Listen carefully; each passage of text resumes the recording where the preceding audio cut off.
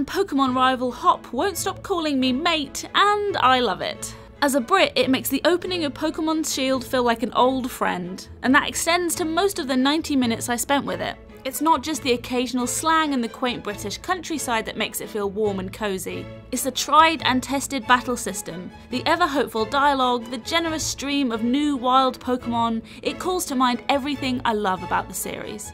Pokemon Sword and Shield certainly has some new tricks, but it's clearly aware of what fans want from a core Pokemon game. The battle system is instantly recognisable. It's basically the one from Pokemon Let's Go Pikachu and Eevee, and that's no bad thing. Every move has its own flashy effect, and my Pokemon's animations really sell each tackle and growl. Poking around the starting village, Wedgehurst yields the kind of charming, deadpan text pop-ups I expected. It's lovely and twee, right down to the vines growing over the thatched cottages, the winding path into town with fields either side, and the old train station. It's an exaggerated, idealised version of Britain, the kind you'd be lucky to glimpse once or twice in a week-long trip around the Peak District, but it feels coherent nonetheless. You're cast as a young scamp who wants to become a Pokemon master and has to battle a series of gym leaders along the way. It all starts when Hop's brother Leon, the region's champ, returns home after another famous victory.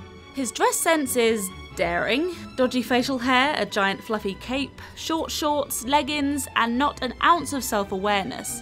He hands me my first Pokemon. I pick the cheeky chimp Grookey, a grass type, and after a customary battle with my rival in his wide-eyed water type Sobble, I set off on the road to glory, stopping at a boutique to buy some new clothes en route. Pokemon Shield certainly caters to the fashion conscious, with a full range of hats, tops, trousers, and accessories to pick from. It certainly makes a number of smart changes. It sheds the worst bits of the Let's Go games, namely the motion-controlled catching, while keeping the tweaks that worked best, such as doling out lots of XP between all your Pokemon whenever you catch a new critter. Just like Let's Go, Pokemon visibly wander grassy areas of the map, so you can fight them or ignore them at will. Handy, that. The bit I'm most excited about is the wild area, where I finished my playthrough. You can think of it as a more open, accessible version of the Safari Zone from previous games. It's the vast space where you'll set up your new Pokemon camp to cook curry, interact with your catches, and check in with other players. It's also where you'll launch 4-player raids, which culminate in battles with giant, powerful Dynamax Pokemon.